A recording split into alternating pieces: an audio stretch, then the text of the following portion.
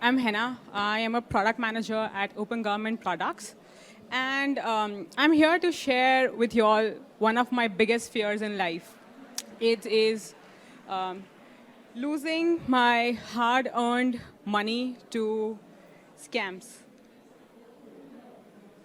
And this is not something that, as a millennial, I would be scared of, because I love the internet. We can collaborate with anybody across the globe, build impactful solutions together. But this has come about because of several personal stories in last few years. One of it was because of my uncle, who recently lost about 20,000 Singapore dollars in January 2022 to a WhatsApp scam. And that was when I was right next to him. 75-year-old man losing most of his life savings to one link. And then I realized I was actually not alone.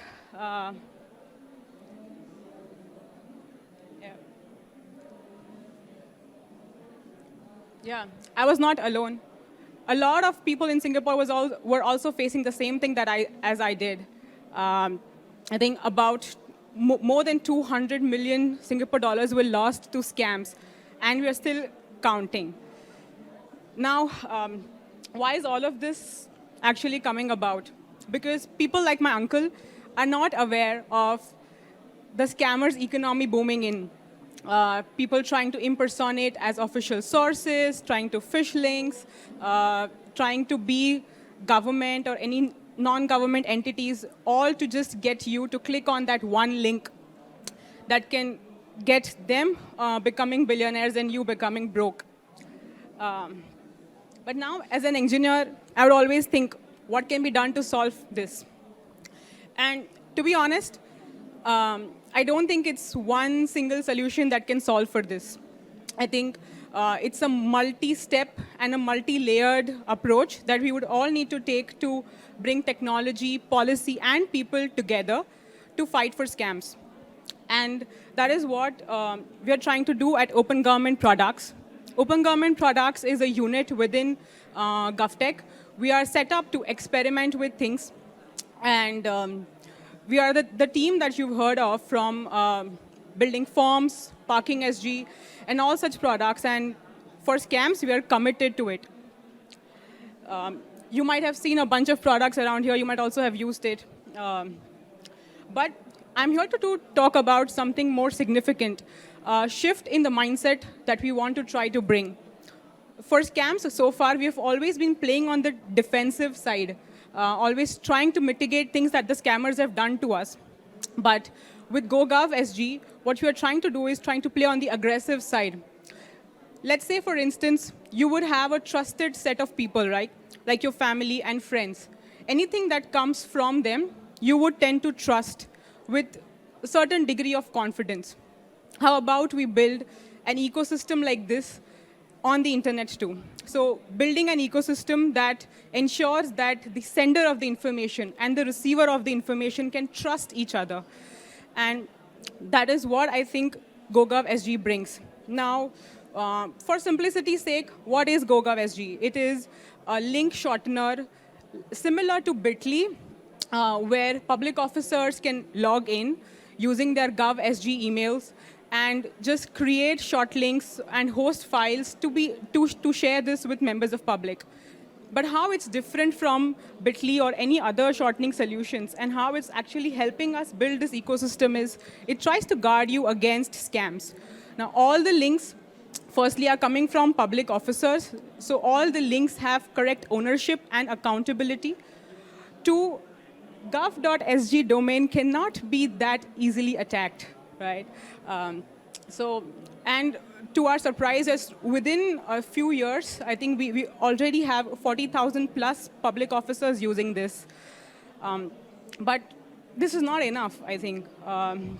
What we also try to do is try to take some defensive measures against scam, like not just waiting for people to report scam links, but we try to integrate with Scam Shield. You'll hear about that tomorrow from my colleagues in the same lightning rounds too, where all the links reported on Google, or on Scam Shield are checked against every link that gets created on GoGovSG. Also, all the files hosted on GoGovSG are scanned for malware. So we are sure that whatever comes from GoGovSG is something that you can trust. In addition, people can just spoof all the domains, right? DBS, OCBC, all these domains get spoofed. So what we're also trying to do is any domain that looks remotely similar to GoGovSG is taken up by us. So GoGov.sg, go-gov.sg, whatever people can just get confused with is taken by us. So there is no way, or I would say that it is very, very, very difficult for anybody to take up this domain and try to attack our citizens. But this is for the people who are communicating the information in the ecosystem. Now, what about the people who are actually receiving? How would they know what to trust? So what we're also trying to do is, with every short link, there is a 6-second transition page that the citizens can get access to whenever they're just scanning the QR codes or clicking on the links via SMSs. It tries to educate them to be aware of scams and to check the browser links, to check the right kind of sender, to ensure that they know who this information is coming from.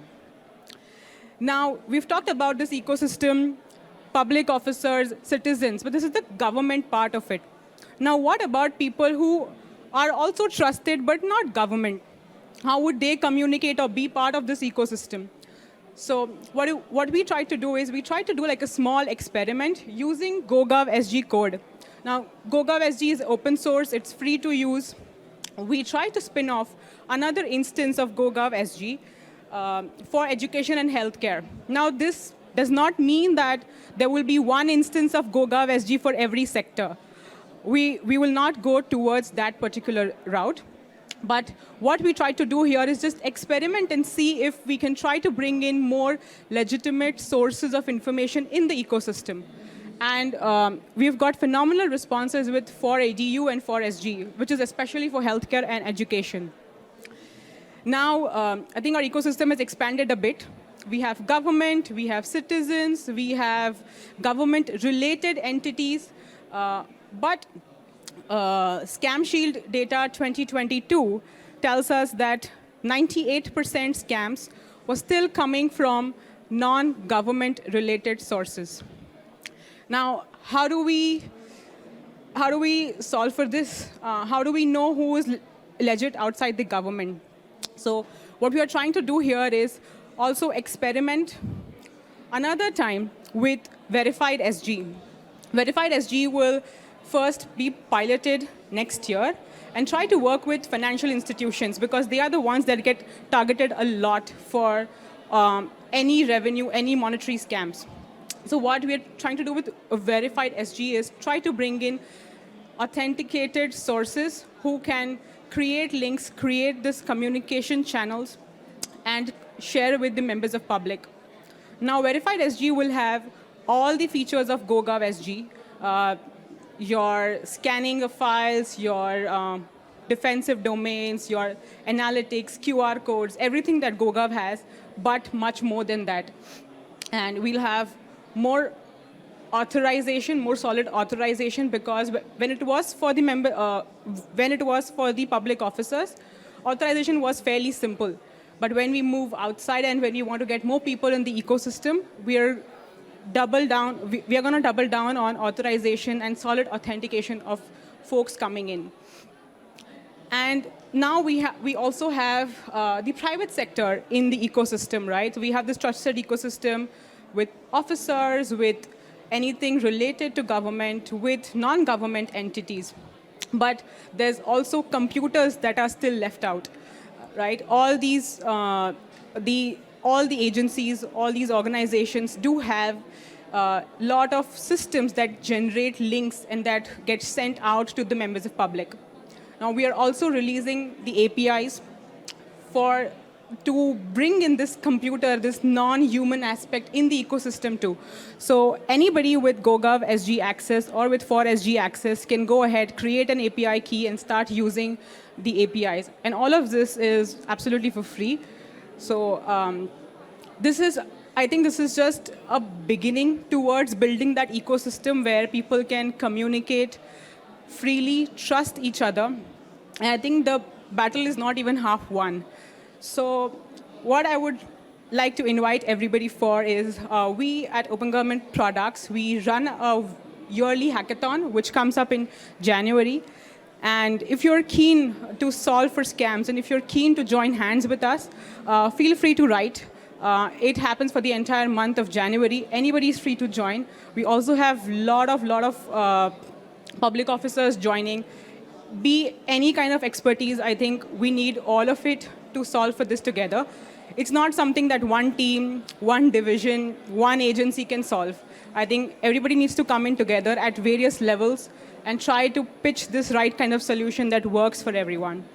So you can feel free to write to us at go@OpenGov, or also feel free to write to me at Hena@OpenGov.